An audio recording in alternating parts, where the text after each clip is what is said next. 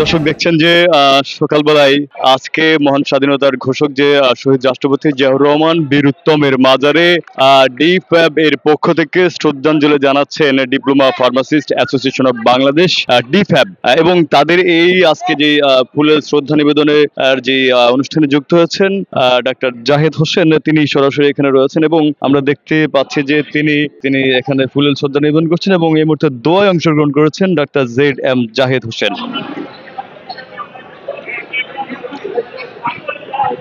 দর্শক একটু যদি আপনাদেরকে জানিয়ে রাখতে চাই, আজকে সকাল 9:30 এই র্যালি অনুষ্ঠিত হওয়ার কথা ছিল। তো সে আঙ্গিকে আমরা দেখেছি যে এখানে বিএনপির অঙ্গ সংগঠনের বিভিন্ন নেতাকর্মীরা এবং যে ফার্মাসিস্ট বা নার্সিং এর বিভিন্ন ছাত্রছাত্রী তারা জড়ো হয়েছে শহীদ জিয়াউর রহমানের মাজারে অত্র এলাকায় এবং তারা আমরা দেখতে পাচ্ছি কিছুক্ষণ আগে ডাক্তার ZM জাহিদ হোসেন আসার সাথে সাথেই তাদের যে দলীয় স্লোগান, সেই দলীয় স্লোগানগুলো তারা দিতে শুরু করে এবং এই মুহূর্তে তারা দোয়ায় অংশগ্রহণ করেছে। শহীদ জিয়ার মাজারে তারা দোয়া এবং প্রার্থনা করছেন, শুনছেন তাদের সেই দোয়ার মুনাজাতের দোয়া এবং দেখছেন যে তাদের দোয়ার অংশস্বরূপ।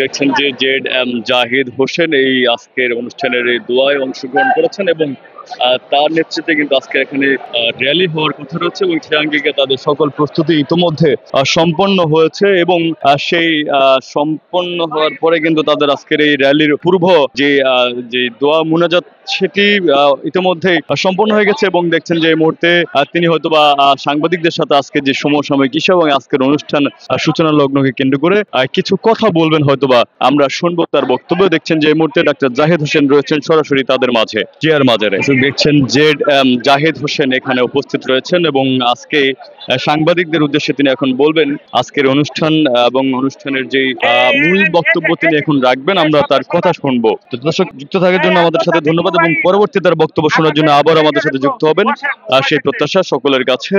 তো এই ছিল আজকে এখানকার যে তাদের দোয়ার অংশ সর্বশেষ। অভি আরিফ, সকালবেলা, ঢাকা।